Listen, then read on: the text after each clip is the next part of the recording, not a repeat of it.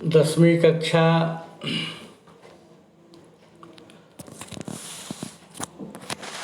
पाठ बाल गोविंद भगत, लेखक राम वृक्ष बेनीपुरी, पाठ संख्या 11। इसमें आप देखेंगे हिंदी साहित्य की विधा की दृष्टि से यह पाठ बाल गोविंद भगत रेखा चित्र है। लेखक ने बाल गोविंद भगत को मानवीय गुणों के आधार पर सन्यासी की संज्ञा दी है ना। लेखक रामवृक्ष बेनीपुरी ने, है ना, इस रेखा चित्र में बाल गोविंद भगत को गुणों के आधार पर, कौन गुण? मानवीय गुणों के आधार पर, है ना, एक सन्यासी की संज्ञा दी है, सन्यासी माना है। और उन्होंने बताने का प्रयास किया है कि समाज में जो बुराइयां हैं, नाना प्रकार की बुराइयां, विसंगतियां, रीति रिवाजों में रूढ़िवादिता या फिर अंधविश्वास, इस पर उन्होंने करारा प्रहार किया है। लेखक बाल गोविंद भगत के बाह्य रूप से पाठ की शुरुआत करते हैं। लिखते हैं, मझौले कद के हैं बाल गोविंद भगत, न नाटा न ज़्यादा लंबा, मझौले कद, गोरे चिट्टे आदमी, गौर वर्ण, और उनकी उम्र रही होगी 60 से ऊपर। लेखक ने जब देखा बाल गोविंद भगत को, समझा, जाना, उस समय की बात। बाल पक गए थे। जिस प्रकार से साधु सन्यासी महात्मा दाढ़ी रखते हैं, जटाजूट रखते हैं, बाल गोविंद भगत ऐसी लंबी दाढ़ी नहीं रखते थे, न जटा रखते थे। लेकिन हाँ, उनका चेहरा सफ़ेद बालों से जगमग होता रहता था।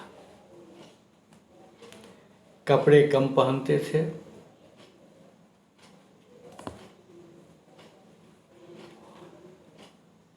और कमर में एक लंगोटी मात्र, सिर में कबीरपंथियों की कनफटी टोपी। कबीरपंथ के लोग जिस प्रकार की टोपी पहनते हैं, कनफटी टोपी, वैसी टोपी। जब जाड़ा आता तो काला कंबल ऊपर से ओढ़ लेते। लेखक ने इसके लिखा है काली कमली, कमली मतलब कंबल। और माथे पर रामानंदी चंदन लगाते थे, क्योंकि कबीरदास आचार्य रामानंद के शिष्य थे। तो रामानंदी संप्रदाय में जिस प्रकार से लोग चंदन लगाते हैं, वैसा ही चंदन बाल गोविंद भगत के माथे पर सुशोभित रहता। कैसा चंदन? नाक के एक छोर से ही, जैसे महिलाएं टीका करती हैं, वैसे शुरू होता। गले में तुलसी की जड़ की बेडौल माला बांधे रहते। तो ये जो कदकाठी बताई गई है, बाह्य रूप बताया गया है, इससे कहीं भी नहीं झलकता है कि बाल गोविंद भगत एक साधु थे। और बिल्कुल गृहस्थ थे, ऐसा भी नहीं पता चलता है। लेखक कहते हैं कि बाल गोविंद भगत की गृहिणी की याद मुझे नहीं है, लेकिन हाँ, लेखक ने उनके बेटे को देखा, पतोहू को देखा। खेतीबाड़ी थी थोड़ी सी, मकान जो था वो साफ सुथरा था, अच्छा था। अर्थात बाल गोविंद भगत ऐसे साधु थे जिनकी खेती बाड़ी थी, गृहस्थी थी, परिवार था। अर्थात साधु की जो परिभाषा, उस पर बिल्कुल खड़े उतरने वाले, और कबीरदास को साहब मानते थे। कबीर के ही गीतों को गाते और कबीर साहब के ही आदेशों पर चलते, कबीर वाणी का पालन करते, कभी झूठ नहीं बोलते और सबों से खड़ा व्यवहार, शुद्ध सत्य मानवीय आचरण। जैसे कबीर साहब के अक्खर फक्कर थे, सत्य दृष्टा, सत्य वक्ता, भगत जी भी दो टूक बात करने में संकोच नहीं किया करते कभी किसी के साथ। इसका मतलब यह नहीं कि किसी से खामखा झगड़ा मोल ले लेते, नहीं, ऐसा नहीं। किसी की चीज को नहीं छुआ करते, किसी की कोई चीज है बिना पूछे व्यवहार में नहीं लाते। वो इस नियम का अक्षरशः पालन करते हैं। लोगों को आश्चर्य होता, सबों से ऐसा नहीं हो पाता। उस जमाने में निकास बात के लिए लोग बाहर जाया करते थे, वो दूसरे के खेत में निकास बात के लिए कभी नहीं बैठते थे। गृहस्थ थे, लेकिन उनका मानना था कि जितनी चीज़ें हैं सारी चीज़ें साहब की हैं। साहब मतलब कबीरदास की। उनके खेत में जो भी खेती बाड़ी होती, उपज होती, अपने सिर पर लादते, है ना, फसल की तैयारी करके कबीर साहब के दरबार में पहुंचते, जो घर के पास नहीं था बल्कि दूर था, 4 कोस दूर, 3 मील का, 3 किलोमीटर का 1 कोस होता है, तो 4 कोस मतलब 12 किलोमीटर दूरी पर था कबीर आश्रम, कबीरपंथी लोगों का मठ। वहां जाकर भेंट कर देते और उस दरबार से जो इनको मिलता पुनः उसे प्रसाद के रूप में ग्रहण करते, उसे ही घर लाते और उसी से गुजर चलाते।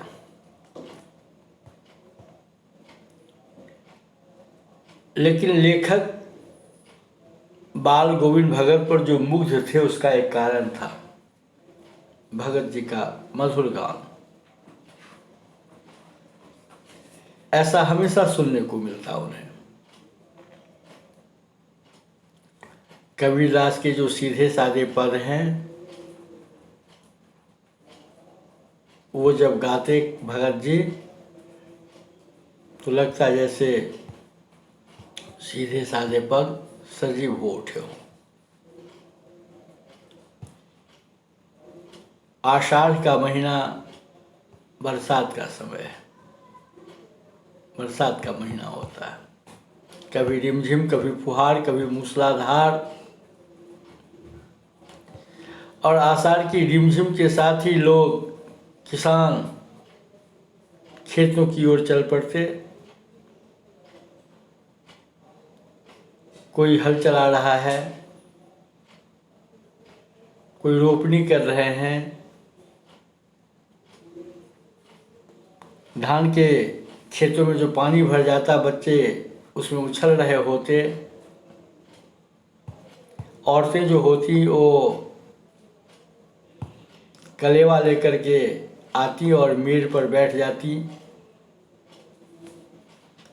आसमान में बादल घिरा होता, धूप का कहीं कोई नाम नहीं, ठंडी पुरवाई चल रही, पूरब की तरफ से ठंडी हवा, शीतल हवा। ऐसे में भगत जी राग आलाप उठते उनका मधुर स्वर फूट पड़ता, स्वर तरंग झंकार सी कर उठी। पहचानने में देर नहीं लगती, पूछना नहीं पड़ता, बाल गोविंद भगत की सुर साधना होती थी, आवाज होती थी, मधुर आवाज, मधुर स्वर। समूचा शरीर कीचड़ में लिथरे, रोपनी में व्यस्त लगे रहते थे। उनकी अंगुली एक एक धान के पौधे को पंक्तिबद्ध खेत में बिठा रही है। एकदम क्या मजाल कि इधर टेढ़ा उधर टेढ़ा, बिल्कुल सीधा। और कंठ से जो संगीत के स्वर फूटते, सरगम फूटते, धुन निकलती, अपूर्व मिठास, स्वर्गीय आनंद का अनुभव लोग करते है ना। बच्चे खेलते नजर आते, झूमते नजर आते, महिलाएं भी साथ देने लगती, गुनगुनाने लगती। हलवाहे जो होते उनके भी पैर ताल से उठने लगते और रोपनी करने वाली जो अंगुलियां थी उसमें भी अजीब क्रम दिखाई पड़ता।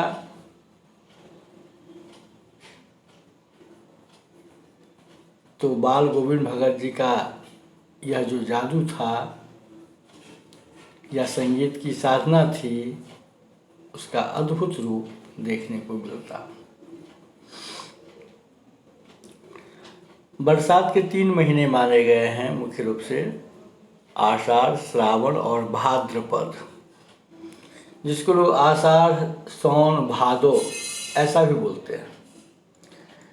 और भादो की रात अंधेरी रात होती है। भगत जी आधी रात में ही है ना जग जाते।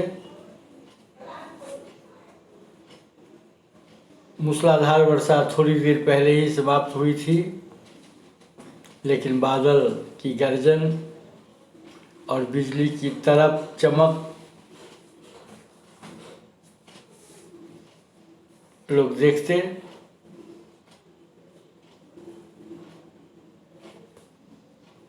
झिल्ली की झंकार, दादुर की टरटर, यह भी जारी रहता। लेकिन इन सबों से ऊपर होता बाल गोविंद भगत का संगीत। किसी प्रकार के कोलाहल का असर नहीं होता और उनकी जो खजरी होती उससे आवाज़ निकलती रहती, डिमक डिमक, और वो मस्ती में गाते रहते कबीर के पद। जैसे बानगी के लिए गोदी में पियावा चमक उठे सखिया, चिहुक उठे ना, मधुर आवाज गूंजती रहती आसपास, है ना। क्या अर्थ है कबीर के इस पद का?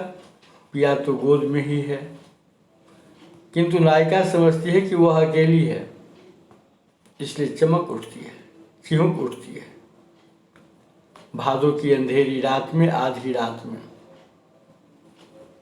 भगत जी का यह गाना अकस्मात कौंध उठने वाली बिजली की तरह लोगों को चौंका देता। भादों की वह रात है ना, अंधेरी रात, आधी रात, लगता है जैसे सारा संसार सोया हुआ, बल्कि सोया हुआ रहता ही था, निस्तब्ध, नीरव, कोई आवाज नहीं, बिल्कुल निस्तब्धता। लेकिन भगत जी गाते रहते, संगीत का जादू चलता रहता। और भगत जी आगे गाने लगते, उनका संगीत लोगों को जगाता। क्या गाते वो? तेरी गठरी में लागा चोर मुसाफिर जाग जरा। गीत में रहस्य भरा पड़ा है ना। संस्कृत में है ना, निद्रा तंद्रा भयम क्रोधम आलस्यम दीर्घ सूत्रता, ये सब शरीर के अंदर का शत्रु है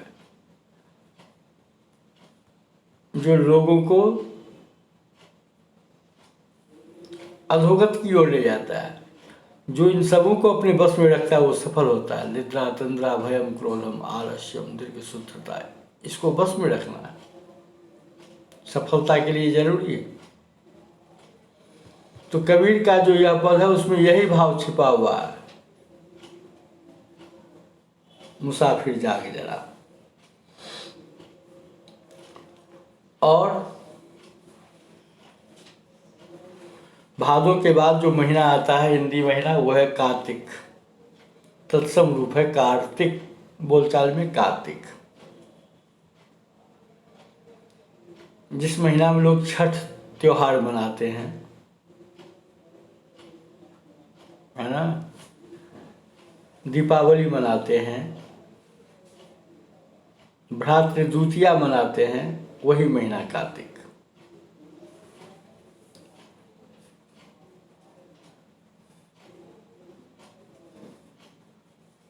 है ना। आषाढ़ श्रावण भाद्रपद आश्विन कार्तिक, तो भाद्र के बाद आश्विन, आश्विन और आश्विन के बाद कार्तिक। तो कार्तिक महीना में है ना, लोगों को लगता है कि रात लंबी हो गई है, दिन छोटा हो गया है। तो जो लोग सवेरे सो जाया करते हैं, मतलब 7-8 बजे तक खा पी करके 6 घंटा सोएंगे, तो ब्रह्म मुहूर्त में जगना ही है। और बड़े बुजुर्ग ऐसा करते ही हैं। बाल गोविंद भगत भी जग जाते, प्रभाती गाने लगते। प्रभाती को पराती भी कहते हैं। प्रातः काल, उषा काल, प्रभात काल गाया जाने वाला जागरण गीत। और कार्तिक महीना से जो प्रभाती शुरू करते भगत जी, वो कब तक गाते रहते, कब तक यह क्रम चलता रहता? फागुन महीने तक। कार्तिक के बाद महीना आता है अगहन, फिर पूस, फिर माघ, तब फागुन। तो कार्तिक से लेकर के फागुन तक भगत जी प्रभाती गाते, यह क्रम चलता रहता अबाध गति से। सवेरे उठते, नदी में जाकर नहाते नित्य क्रिया से निवृत्त होने के बाद, और नदी भी पास में नहीं, गांव से 2 मील दूर, 2 मील बराबर 1 कोस, मतलब 3 किलोमीटर की दूरी पर नदी थी इनके घर से, है ना। कदाचित यह बेनीपुर की ही बात है। रामवृक्ष बेनीपुरी लेखक हैं, बेनीपुर के रहने वाले थे। उनके घर से 1 कोस की दूरी पर नदी थी। नदी में जाते, नहाते, लौटते, और गांव के बाहर ही एक पोखरा था, उसके ऊंचे भिंडे पर आसन लगा लेते,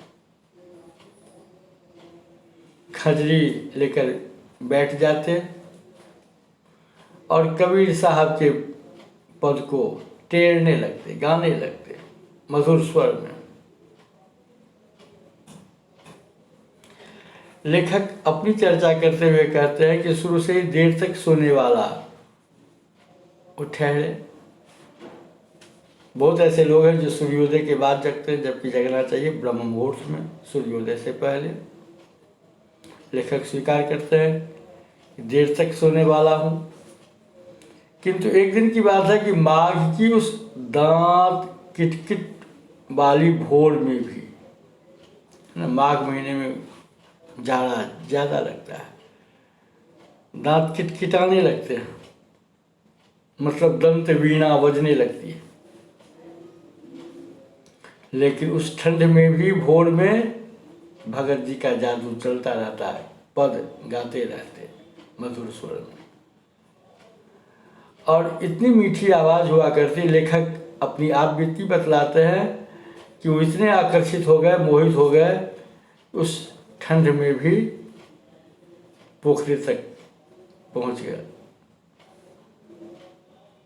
देखा कि आसमान में तारे अब भी झलक रहे हैं, टिमटिमा रहे हैं, तारों, है ना, को उन्होंने देखा, निस्तेज नहीं हुआ था। हाँ, पूरब में कुछ कुछ लालिमा, जिसको लोही भी कहते हैं, लग गई थी। सुबह सुबह आप देखेंगे, सूर्योदय से पहले जब आप देखेंगे तो आपको एक तारा तेज चमकता हुआ दिखाई पड़ेगा, शुक्र तारा। शाम में भी एक तारा देखेंगे जो खूब चमकीला, वो भी शुक्र है। तो संध्या तारा भी उसी को कहते हैं, प्रभात तारा भी उसी को कहते हैं।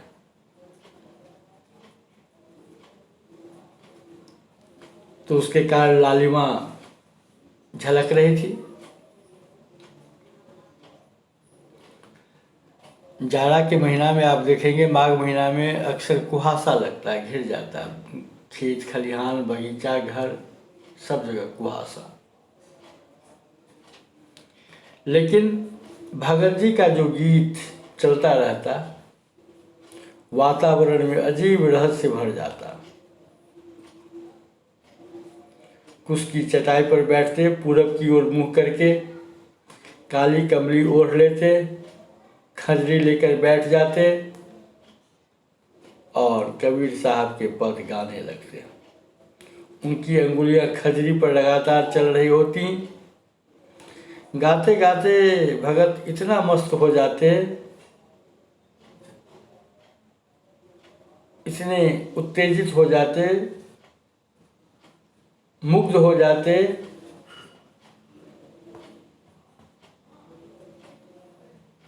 कि कब खड़े हो जाएंगे पता नहीं चलता।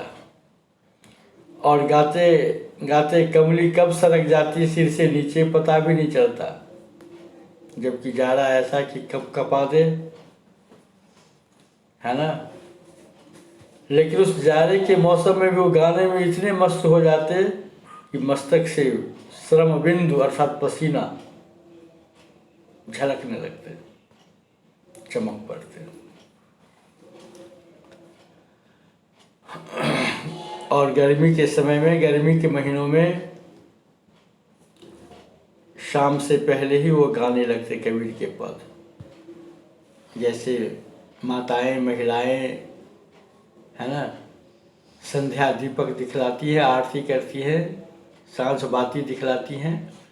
तो गर्मी में उनकी संध्या, भले वो गर्मी की शाम कितनी भी उमस भरी क्यों ना हो, लेकिन इनके गीत का जादू यह होता कि लोगों को शीतलता महसूस होती। घर के आंगन में आ जाते भगत जी, वहीं आसन जमा देते और फिर साहब के पद गाने लगते। गांव के कुछ प्रेमी थे भगत जी के, जो आ जाते, वो भी जुट जाते, बैठ जाते। भगत जी खजरी बजाते रहते, गाते रहते। और भी जो लोग जुट जाते, कोई करताल बजा रहे हैं, कोई कुछ बजा रहे हैं।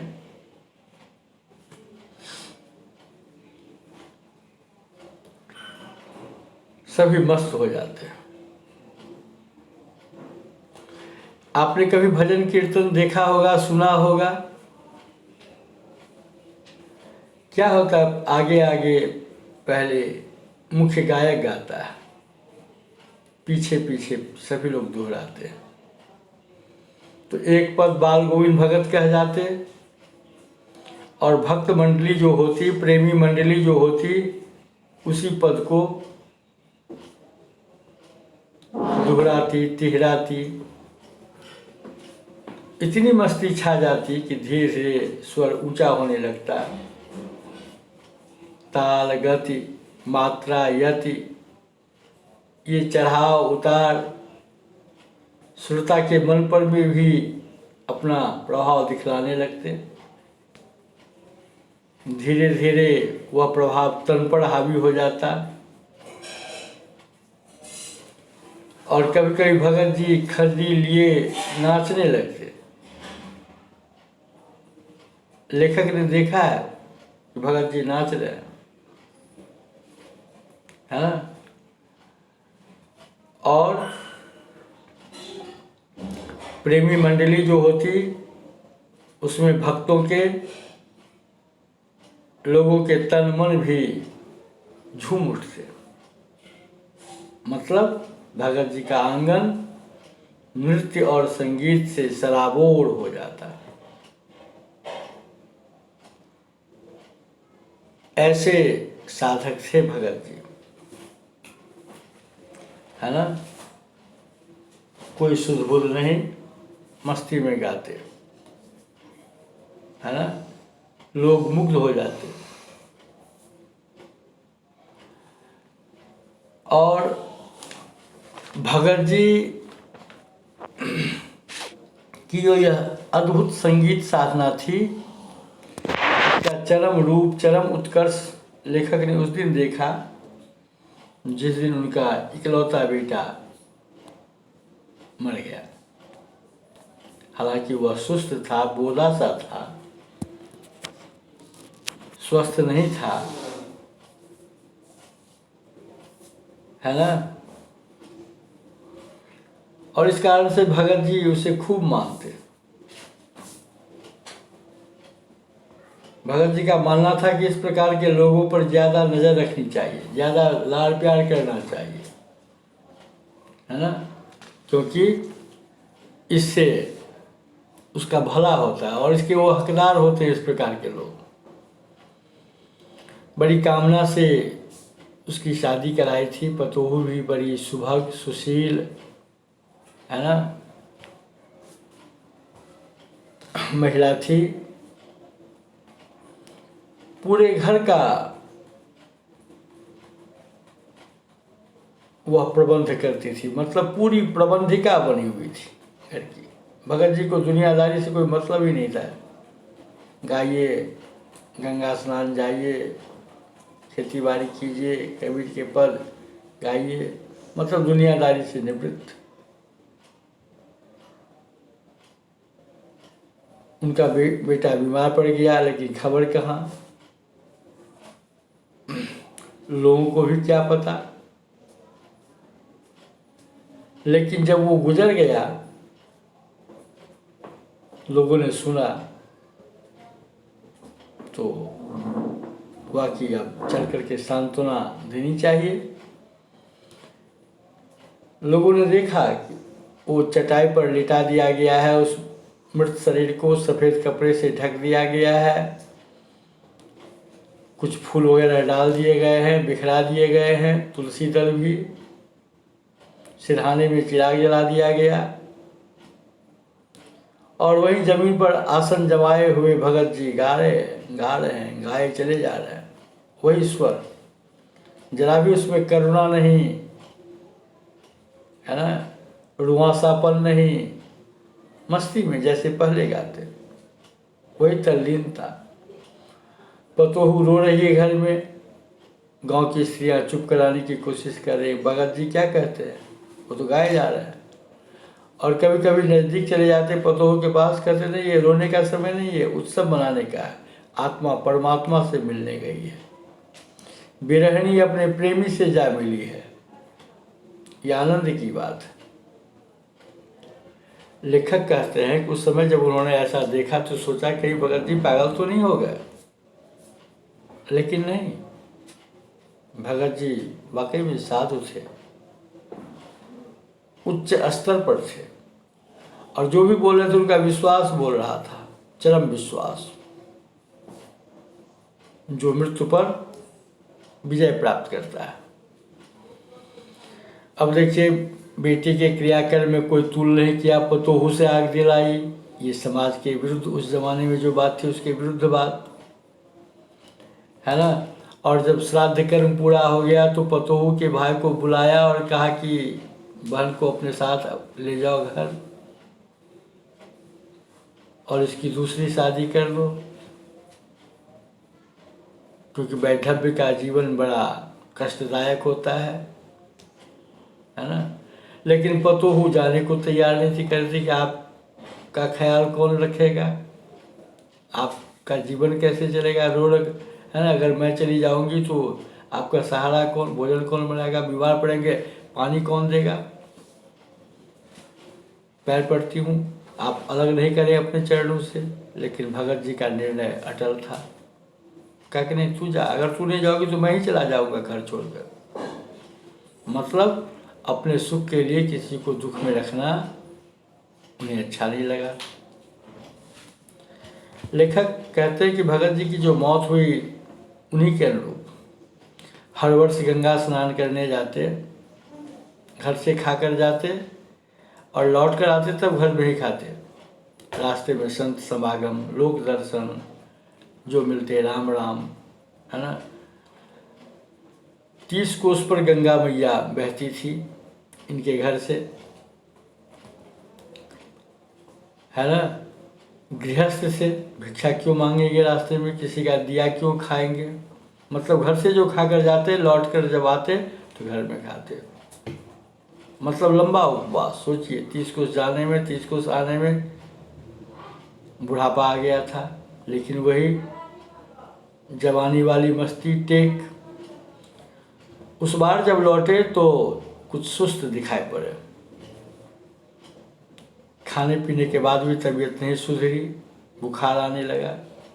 लेकिन नेम व्रत क्यों छोड़ते। दोनों जून गीत, स्नान, ध्यान, खेती बाड़ी। लेकिन धीरे धीरे शरीर कमजोर होने लगा। लोगों ने मना किया कि जरा परहेज कीजिए, नहाने धोने से अपने को रोकिए। लेकिन हंस करके सबका टाल देते, सबके विचारों को। उस दिन भी संध्या समय भगत जी ने गीत गाया, लेकिन लग रहा था जैसे पहले जैसा स्वर नहीं हो, तार कुछ कुछ टूट रहा हो, टूट गया हो। और जब भोर हुई तो लोगों ने भगत जी का गीत नहीं सुना, देखा जा कर के तो उनका पंजर पड़ा हुआ है, भगत जी नहीं रहे। तो यह है बाल गोविंद भगत की कथा, यह है रेखा चित्र। इसके माध्यम से लेखक ने बताने का प्रयास किया कि भगत जी, है ना, गृहस्थ साधु थे, न पूरी तरह से गृहस्थ न पूरी तरह से साधु। आप लोग समझ चुके होंगे, प्रश्नोत्तर लिखेंगे। धन्यवाद।